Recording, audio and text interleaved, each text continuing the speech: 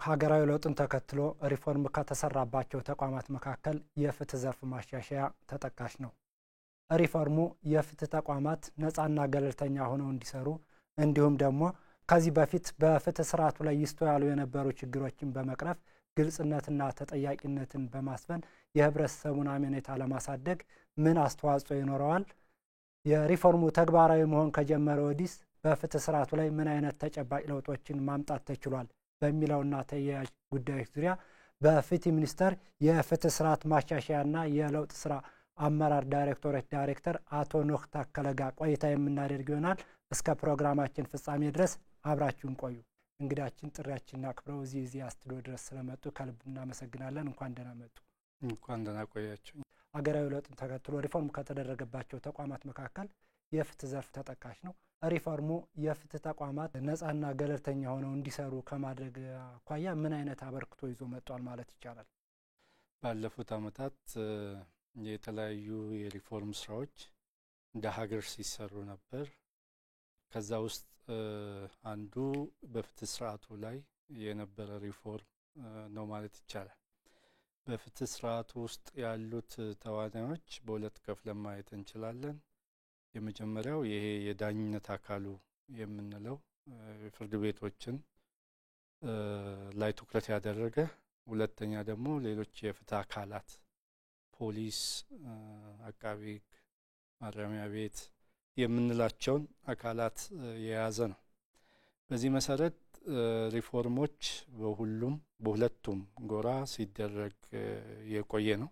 ከዚህ አንጻር በባለፉት ሪፎርም ስራዎች ፍርድ ቤቶችን ነፃ የማድረግ ስራ ብዙ ስራዎች ተሰርቷል። ነፃና ገለልተኛ የሆነ የዳኝነት አካል የዳኝነት ተቋም ሲኖር በህግ ፊት እኩል የመታየት ሁኔታዎችን ለማረጋገጥ ምቹ መደላደልን ይፈጥራል።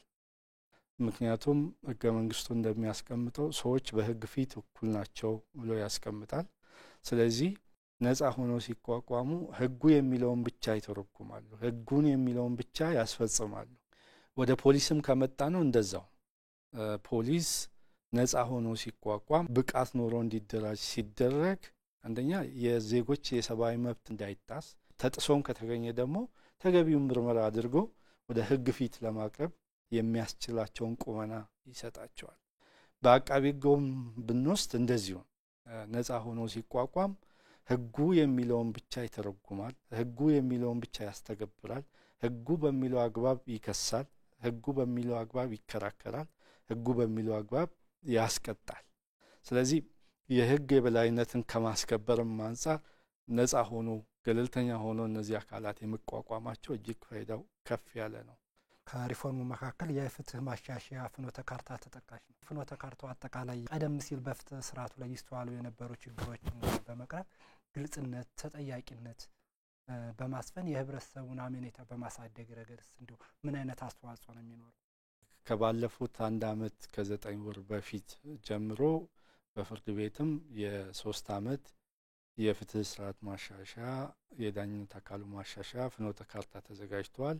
እንዲሁም በዚህኛው ፍትህ አካላትም የ3 ዓመት የትራንስፎርሜሽን የፍትህ አካላት ትራንስፎርሜሽን እቅድ ወይ ደግሞ ሮድማፕ ተዘጋጅቷል።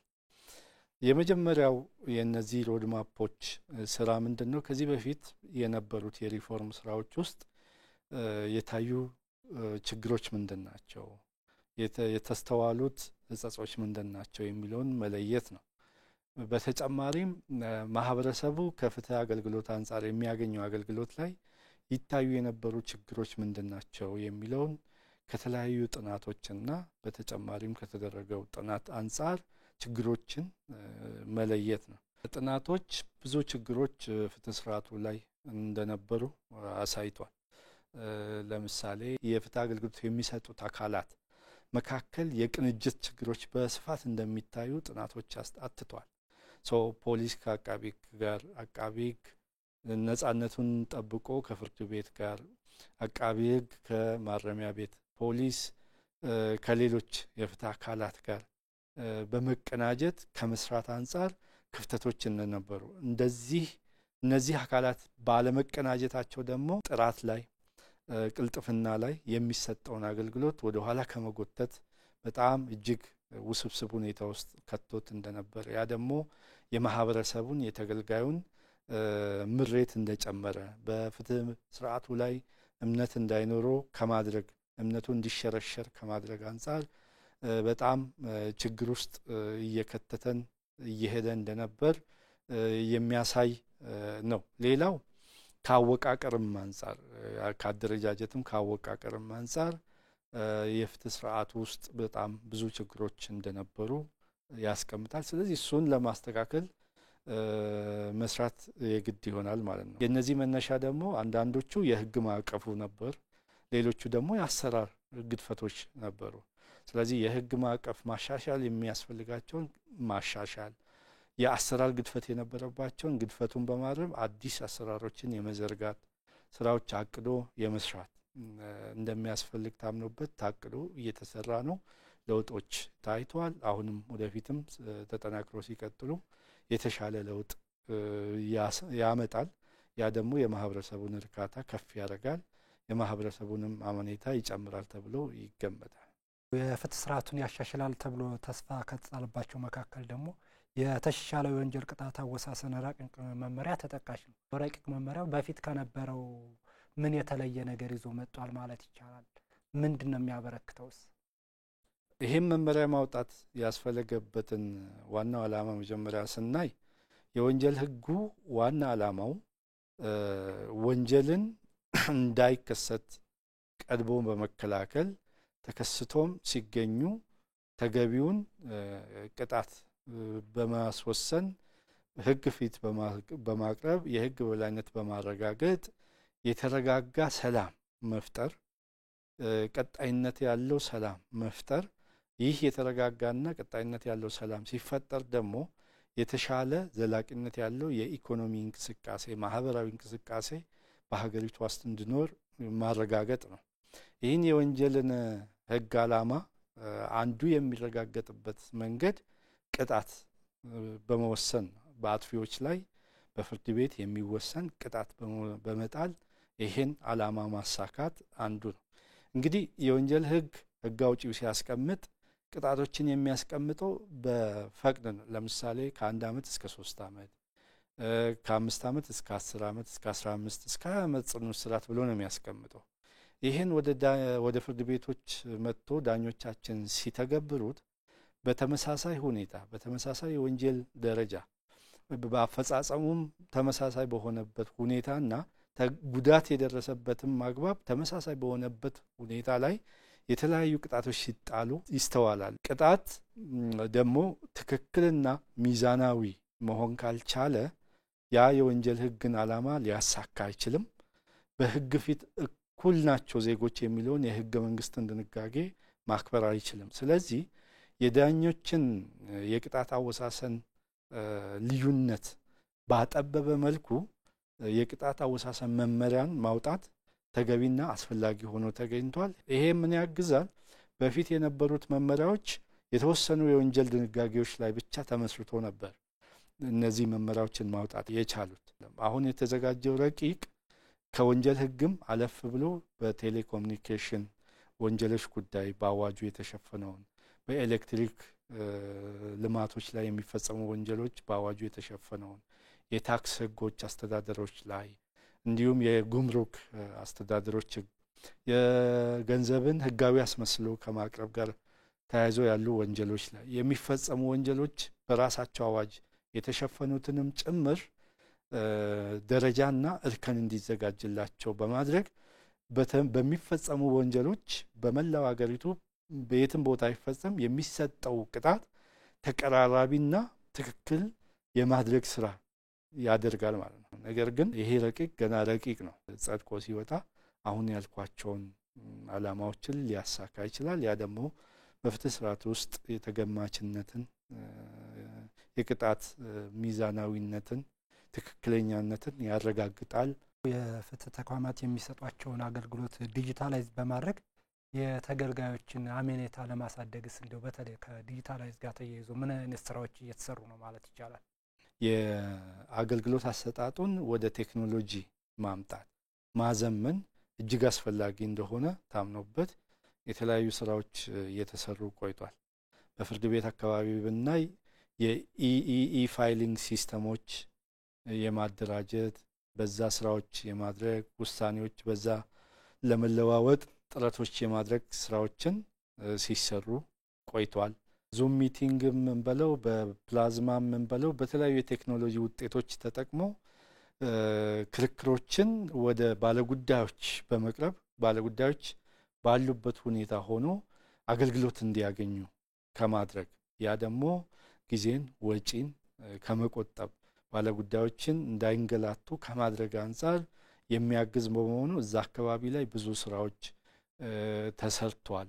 ተገልጋዮች ቅሬታ ሲኖራቸው ወደ ፍትህ ሚኒስቴር መምጣት ሳይጠበቅባቸው በአካል ማለት ነው ባሉበት ሆኖ በኦንላይን ቅሬታቸውን እንዲያስገቡና ምላሽ እንዲያገኙ የሚያስችሉ ሲስተሞች የማበልጸግ የመተግበር እንዲሁም የወንጀል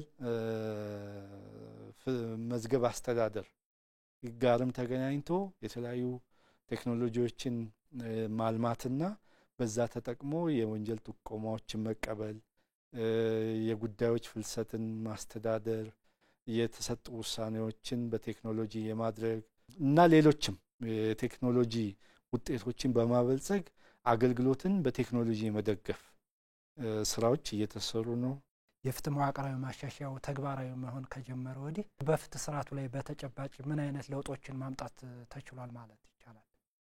የዜጎች የሰብአዊ መብት እንዲከበር የነበሩ ችግሮች እንዲቀሩ በተለይ በምርመራ ደረጃ ሲታዩ የነበሩ ህጉ የማይፈቅዳቸው ህገ መንግስቱ የማይፈቅዳቸው የአገራችን የተቀበለቻቸው ዓለም አቀፍ ስምምነቶች ያጸደቀቻቸው ስምምነቶች የማይደግፉትን የምርመራ ዘይቤዎች መከተል የሰብአዊ መብት ጥሰቶችን የሚያስከትሉ የምርመራ ዘይቤዎች መከተል ከማስቀረት አንፃር ትልቅ እምርታ አሳይቷል ማለት ይቻላል።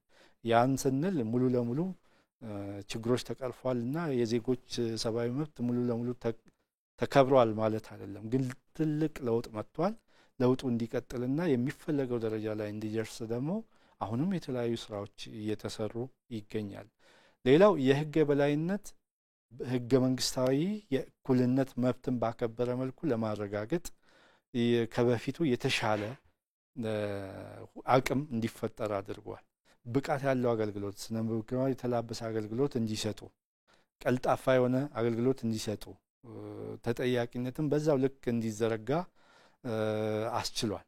የፍትህ ስርዓቱን ለማቀላጠፍና ተደራሽነቱን ለማስፋት በቀጣይስ እንደው ምን ታቅዷል? ከአንድ አመት ከ9 ወር በፊት ያሉበትን ችግር ገምግሞ የፍትህ ሴክተሩ የ3 አመት የፍትህ አካላት የትራንስፎርሜሽን እቅድ ነጥፎ እሱን መተግበር ጀምሯል። በቀጣይም የሚሰሩት ስራዎች በዚህ ትራንስፎርሜሽን እቅድ ውስጥ የተያዙ ስራዎች አሉ። በጣም ትልልቅ ስራዎች ወደ 10 የሚጠጉ አምዶች ይህ እቅድ በውስጡ አቅፏል። ስለዚህ እነዚህ 10ን አምዶች ማስተግበር የቀጣይ ስራ ይሆናል። የመጀመሪያው አምድ የማህበረሰብ ፍትህ አገልግሎትን መተግበር ነው። እንግዲህ ለሺዎች አመታት በዚህ ማህበረሰባችን ህዝባችን የተለያዩ ባህሎች አሉት። ከነዚህ ውስጥ አንዱ ግጭቶች ሲያጋጥሙ አለመግባባቶች ሲያጋጥሙ የሚፈታበት የባህላዊ የግጭት አፈታት ዘዴዎች አሉ። ነገር ግን የህግ ስርዓቱ የፍትህ ስርዓቱ ለዚህ የግጭት አፈታት ተገቢውን ቦታ ተገቢውን ክብር ተገቢውን የህግ ማዕቀፍ አውጥቶ ሳይሰጠው በመቆየቱ ማህበረሰቡ እነዚህን አካላት የመገልገል ሁኔታውን አልተወም። ግን ከፍትህ ስርዓቱ ጋር እየተመጋገበ እየተደጋገፈ መሄዱ ላይ ችግሮች ነበሩ። የተለያዩ ጥናቶች የሚያሳዩት ደግሞ በዚህ ባለንበት የፍትህ ስርዓት ውስጥ ከሚቀርቡ የግጭት ጉዳዮችና ከሚፈቱ ጉዳዮች ወደ 43% የሚጠጉት በእነዚህ በባህላዊ የግጭት አፈታት እንደሆነ ያስቀምጣል። ስለዚህ ይሄን ትልቅ ፖርሽን የሚይዘውን የግጭት አፈታት እውቅና ሳንሰጥ ተገቢውን ቦታ ሳንሰጥ መሄድ የፍትህ ስርዓታችን ከማሻሻል አንፃር ለውጥ ማስከተል አይችልም። ስለዚህ ምን እናድርግ? የህግ እውቅና እንስጣቸው፣ መልሰን እናደራጃቸው። ባህላቸውን ሳንበርዝ ግን የፍትህ ስርዓቱን ሳይተኩ የፍትህ ስርዓቱን እያገዙ እንዲሄዱ አስቻይ ሁኔታዎችን እንፍጠር ብለን እቅድ አውጥተን በሀገር ደረጃ ክልሎችም በራሳቸው ተጨባጭ ሁኔታ ህጎችን አውጥቶ መተግበር ጀምሯል። ውጤትም ያመጣል ተብሎ የሚጠበቅ ነው። የወንጀል ፍትህ ስርዓታችን በቆየ ከ60 ዓመት በፊት በወጡ ህጎች ነው የሚመራው። ዘመኑን የዋጀ አይደለም። እሱን ከመሰረቱ መቀየር ያስፈልጋል። የፍትሐብሔር ፍትህ አስተዳደራችን እንደዛው እነሱን ቀይረን የተለያዩ ማሻሻያ ስራዎችን ሰርተን የማህበረሰቡን የፍትህ አገልግሎት ደረጃ ከፍ ማድረግ ያስፈልጋል ነው። ሌላው በአማራጭ የሙግት መፍቻ ስርዓቶችን ማጎልበት፣ መዘርጋት፣ ከፍርድ ቤቶች ጫና መቀነስ እና ጉዳዮች በአማራጭ የሙግት መፍቻዎች እንዲታዩ እንዲፈቱ የሚያደርጉ የህግ ማዕቀፋትን መዘርጋት፣ አደረጃጀትን መፍጠርና ወደ ስራ ማስገባት የሚመሳሰሉ ስራዎችን በስፋት ለመስራትና ለመተግበር ታቅዶ እየተሰራበት ነው። ስለዚህ እነዚህ በ10 ደረጃ የተያዙ እቅዶች ሲተገበሩ የነበሩብንን ችግሮች ይቀርፋሉ። ችግሮቹ ሲቀረፉ ደግሞ ማህበረሰቡ በፍትህ ስርዓት ውስጥ ላይ አመኔታ እንዲኖር በአገልግሎቱ እንዲረካ የማድረግና የሚፈለገውን አመኔታ እንዲኖረው መፍጠር ይቻላል። ማህበረሰቡ በፍትህ ሴክተሩ ላይ አመኔታው ከፍ ካለ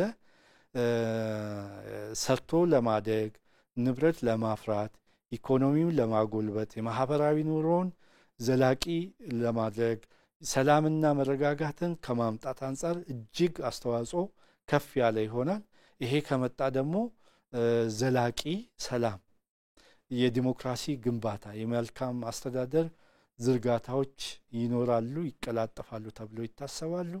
እነዚህ ነገሮች ከተሟሉ ደግሞ መንግስት እንደ መንግስት ያቀዳቸውን የልማት እቅዶች የማስተግበርና የሀገሪቷን እድገት የማቀላጠፍና የማሳደግ ሁኔታዎች በሚፈለገው ደረጃ ይፈጠራል ተብሎ ይታሰባል። ያ ከተፈጠረው የምንመኛት ልንኖርባት የምንፈልጋት ሀገር ይፈጠራል ብለን እናስባለን። በፍትህ ሚኒስቴር የፍትህ ስርዓት ማሻሻያና የለውጥ ስራ አመራር ዳይሬክተሮች ዳይሬክተር አቶ ኖህ ታከለ ስለሰጡ ማብራሪያ ከልብ እናመሰግናለን። እኔም አመሰግናለሁ።